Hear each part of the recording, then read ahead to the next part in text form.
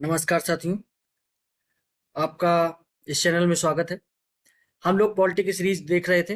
हम लोगों ने काफ़ी चीज़ें समझ ली थी।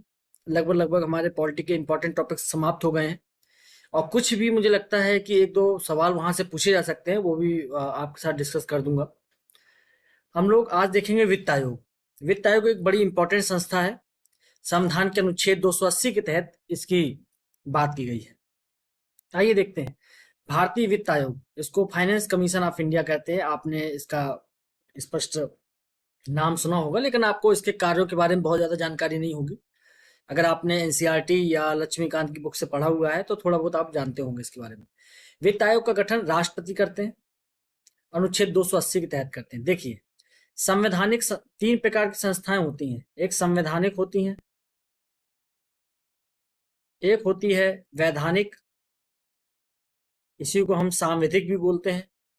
सांविधिक मतलब विधि के अंतर्गत बनाई गई। और एक बोलते हैं गैर सांविधिक, मतलब उसका कोई लेना देना नहीं है इन सब चीजों से, वो अपने आप बनाई गई है, किसी एक्ट के तहत नहीं। संवैधानिक का मतलब होता है संविधान के अनुच्छेद के तहत, संविधान के अनुसार उसका निर्माण किया गया है वो।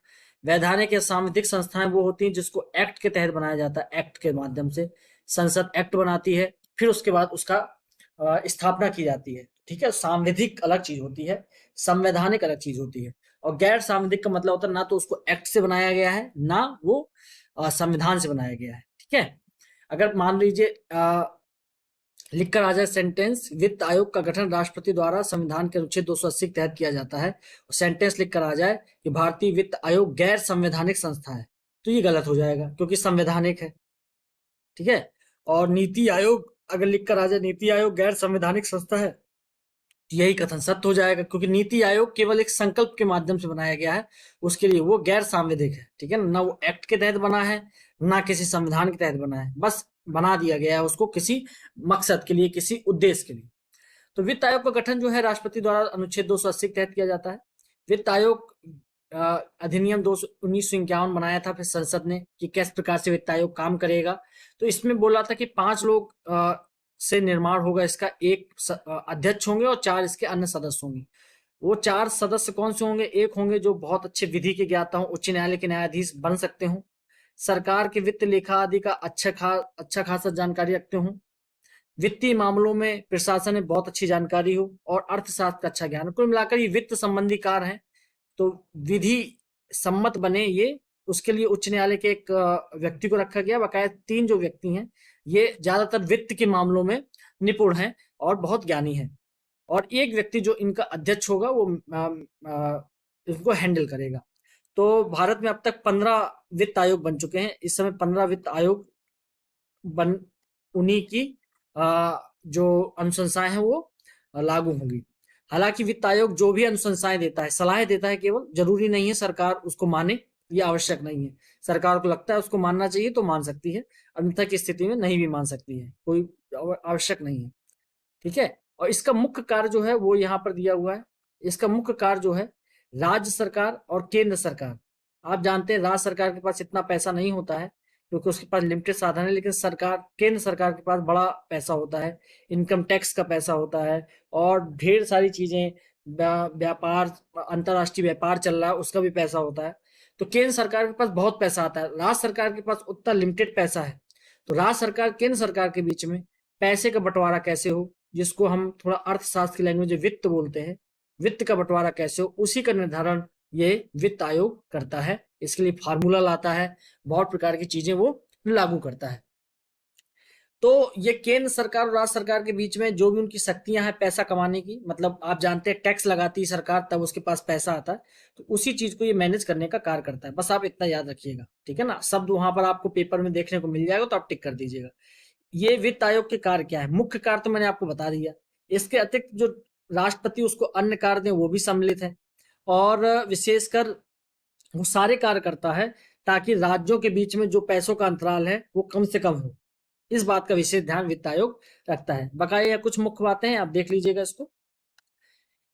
प्रथम वित्त आयोग की अध्यक्षता किसने की थी? केसी नियोगी ने। और कब बना था? 1952 में। ठीक है, ये आपको याद रखना है। योजना आयोग भी 1952 के आसपास बना था। तो केसी नियोगी पहले अध्यक्ष थे, अब इस समय 15वां वित्त आयोग चल रहा है, उसके है एन के सिंह। एन के सिंह नाम है उनका, एन के सिंह इसके हेड हैं। और 15 वित्त आयोग अभी तक बन चुके हैं भारत में। हर वित्त आयोग लगभग 5 साल पे गठन होता है जब भी सरकार बदलती है, लेकिन ये आवश्यक नहीं है कि वो फिक्स है 5 साल। ठीक है, सामान्य स्थितियों में 5 साल, लेकिन राष्ट्रपति जब चाहे, उसको जब लगता है कि गठन करना चाहिए तो वो गठन कर सकता है। इसी प्रकार से एक राज्य का वित्त आयोग होता है। राज्य का वित्त आयोग आपने, मैंने 73rd और 74th जब अमेंडमेंट के बारे में थोड़ा सा मैं चर्चा कर रहा था पंचायतों में, तो पंचायतों का भी तो अपना, पंचायतें कैसे काम करेगी, बिना वित्त के तो काम कर नहीं सकती। तो इनके वित्त का निर्धारण कौन करता है, वो राज्य वित्त आयोग करता है। और इसकी स्थापना भी संविधान के अनुच्छेद 243 आई के तहत होती है। ठीक है, ये 280 के तहत नहीं होती, 280 के तहत होती है। Finance commission of India, Bharat का वित्त आयोग। और ये राज्य का वित्त आयोग, राज्य के वित्त आयोग के जो गठन होता है 243 आई के तहत होता है। ये पंचायतों के बारे में बताता है कि ग्राम पंचायतों में कैसे पैसा जाएगा, और आपका नगर निगम में कैसे पैसा जाएगा, इन सब चीजों के बारे में यहाँ पर ये लिखा है। इसका मुख्य कार्य है पंचायतों को मजबूत बनाना। आइए चलते हैं, देख लेते हैं। बस इतना ही इंपॉर्टेंट था वित्त आयोग पर, इससे ज्यादा नहीं। वित्त आयोग का गठन लगभग 5 वर्ष के लिए किया जाता है, लेकिन इतना आवश्यक नहीं है कि 5 वर्ष तक ये काम ही करे। राष्ट्रपति को लगता है कि वो समय से पहले भी उसको हटाया जा सकता है, या राष्ट्रपति को ऐसा प्रतीत होता है कि हमें नए वित्त आयोग के गठन की आवश्यकता है, तो वह गठन कर सकता है। ठीक है ना, इस प्रकार से पूरा ये बात लिखी हुई है। अब इसके बाद यहाँ पर अगर हम थोड़े से चीज देख लें कि उत्तर प्रदेश में अभी कौन सा वित्त आयोग चल रहा है, 5वां वित्त आयोग चल रहा है 1993 से, आप मान लीजिए। तो 25 वर्ष अभी तक हुए हैं 1993 से। तो अभी 5वां वित्त आयोग यहाँ पर लागू है उत्तर प्रदेश में, राज्य वित्त आयोग। और 15वां वित्त आयोग कहाँ का है, केंद्र का है। ठीक है, वो केंद्र का है, ये राज्य का है, थोड़ा सा अंतर है दोनों में। ठीक है, आइए सवाल देख लेते हैं। सवाल बहुत ज्यादा डीप में कभी नहीं पूछा जाता इससे, बस आपको एक बेसिक नॉलेज मैंने आपको बता दी, इसी से सवाल आए हैं। वित्त आयोग का गठन किया जाता है प्रत्येक 5 वर्ष पर किया जाता है सामान्य स्थितियों में। अगर यहाँ पर वाक्य सेंटेंस लिख दे कि राष्ट्रपति जब चाहे, उनको आवश्यक समझ में आता तो वित्त आयोग का गठन कर सकते हैं, तो फिर वही सेंटेंस सही होगा। यही लिखा हुआ है साफ साफ कि राष्ट्रपति को यदि लगता है, या राष्ट्रपति जब चाहे तो वित्त आयोग का गठन कर सकते हैं, अगर उनको ऐसी परिस्थितियां समझ में आती हैं। इसके बाद दूसरा क्वेश्चन देखते हैं। निम्न में से किस एक की सिफारिशों के आधार पर संघ एवं राज्यों के बीच वित्तीय वितरण होता है। मैंने बताया टैक्स का जो बंटवारा होता है वो कैसे किया जाएगा, तो उसका जो फार्मूला है होता है वो फाइनेंस कमीशन, वित्त आयोग बताया करते हैं। तो ये कौन करेगा, वित्त आयोग। ठीक है, ये किसके तहत बनता है, आर्टिकल 280 के तहत। ये आपको आइडिया होना बिल्कुल आवश्यक है, बिल्कुल आपको पता होना चाहिए। आगे चलते हैं। सामान्य रूप में भारत में प्रति 5 वर्ष के बाद वित्त आयोग की नियुक्ति की जाती है। सामान्य रूप में, मैंने आपको कहा था ना, सामान्य स्थिति में ऐसा ही किया जाता है प्रत्येक 5 वर्ष पर। लेकिन इसका कार्य क्या होता है, इसका होता है, यहाँ देखिए शब्द पढ़ते जाइए। राज्यों की वित्तीय स्थिति निर्धारित करने के लिए नहीं, केवल राज्य सम्मिलित नहीं है। केंद्र सरकार, केवल केंद्र सरकार की बात नहीं करता ये। केंद्र सरकार के वित्तीय संसाधन निर्धारित करने के लिए ये संभव हो सकता है, लेकिन केवल केंद्र की बात नहीं करता। ये कहता है केंद्रीय अनुदान या संघ के राजस्व में राज्यों का अंश निर्धारित करने के लिए। इसमें राज्य और संघ दोनों की बात की गई है। हो सकता है आपको ऐसी कोई लाइन मैंने ना पढ़ाई हो, लेकिन यहाँ राज्य भी आ रहा है और संघ भी आ रहा है, तो इसका अर्थ आप समझ रहे हैं ना। संघ और राज्यों के बीच में किस प्रकार से वित्त का बंटवारा हो, उसकी चर्चा फाइनेंस कमीशन ऑफ इंडिया करता है। तो इसका ऑप्शन जो है आपका डी हो जाएगा। केंद्र एवं राज्य के बीच वित्तीय विवादों के निपटारे हेतु मुख्य एजेंसी है। वित्तीय विवादों के निपटारे हेतु क्या मुख्य एजेंसी है, देखिए वित्त आयोग का गठन हो गया। अगर किसी राज्य को लगता है कि उसके साथ समस्या है, पैसा नहीं मिल रहा है, तो वित्त आयोग का एक दरवाजा खुला रहता है हमेशा। वित्त आयोग जहां पर बैठता है वहां पर जाकर वो राज्य कंप्लेन कर सकता है अपने वित्त मंत्री के माध्यम से, या वो जिसको उचित समझे। ठीक है, तो यहाँ पर जो इसका विवाद, वित्तीय विवादों के निपटारे हेतु जब वहां जाता है तो वो सलाह मशवरा करते हैं वित्त आयोग वाले। और अगर उसको लगता है कि नहीं, हमारी बात नहीं सुनी जा रही है, तो फिर वो फाइनली, आप जानते हैं संघ और राज्यों के बीच में अगर कोई विवाद होता है, तो मैंने आपको सुप्रीम कोर्ट के बारे में पढ़ाया था, ये उसका एकाधिकार है सर्वोच्च न्यायालय का। संघ और राज्यों के बीच में अगर कोई विवाद होता है तो वो निर्णय सर्वोच्च न्यायालय ही लेगा और कोई नहीं लेगा। तो इसका आंसर क्या हो जाएगा, सर्वोच्च न्यायालय। ठीक है, पहले कोशिश करेंगे वित्त आयोग उसको मामले को सुलटा दे, मतलब वहां सॉल्व कर दे। लेकिन अगर उसको लगता है कि सॉल्व नहीं हो पा रहा है तो राज्य अपनी बात जो है वो अपने सुप्रीम कोर्ट में रख सकते हैं, और सुप्रीम कोर्ट का ये अधिकार है। मैंने बताया था ना, 3 अधिकार है। संघ राज्यों के बीच का कोई विवाद हो, या राज्यों के बीच का कोई विवाद हो, या संघ प्लस एक या अधिक राज्यों के बीच का विवाद हो, तो 3 प्रकार के मामले सर्वोच्च न्यायालय अवश्य सुनेगा, वो मना नहीं कर सकता। ये उसका पहला अधिकार है। आगे चलते हैं। 12वें वित्त आयोग के अध्यक्ष कौन थे? ये क्वेश्चन डालने का मेरा केवल सेंस ये था, सी रंगनाथन थे इसको आपको याद नहीं करना है। 15वें वित्त आयोग का नाम याद रखिएगा। 15वें वित्त आयोग के जो हेड है वो एन के सिंह है। ये आपको नाम याद रखना है, और एक बार देख भी लीजिएगा गूगल करके। वित्त आयोग का मुख्य कार्य क्या है? मैंने आपको बताया वित्त आयोग का मुख्य कार्य क्या होता है। राज्य और संघ, इनके बीच में करों का बंटवारा, पैसे का बंटवारा सही तरीके से हो, वित्तीय बंटवारा जिसको बोलते हैं, उसका निर्धारण करना इसका मुख्य कार्य है। इसका आंसर क्या हो जाएगा? ए आंसर इसका हो जाएगा। निम्नलिखित में से कौन वित्तीय आयोग द्वारा दी गई प्रत्येक सिफारिश को संसद के प्रत्येक सदन के समक्ष रखवाएगा? देखिए, राष्ट्रपति इसका गठन करते हैं। राष्ट्रपति गठन करने के बाद सिफारिश मांगते हैं। जब सिफारिश हो जाती है तो सिफारिश को राष्ट्रपति के पास वित्त आयोग भेजता है, और उसी सिफारिश को भारत के राष्ट्रपति अपने माध्यम से संसद में रखवाते हैं। ठीक है ना? संसद को मैंने बताया था ना, 3 अंग होते हैं। एक राष्ट्रपति होते हैं, और दूसरे होते हैं लोकसभा, और फिर राज्यसभा। तो दोनों पटल पे कौन रखवाता है? राष्ट्रपति रखवाते हैं। ये प्रक्रिया पूरी अपनाई जाती है।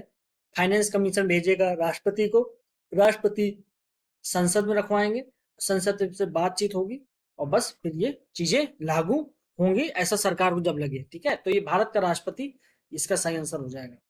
अब आगे देख लें ये सवाल।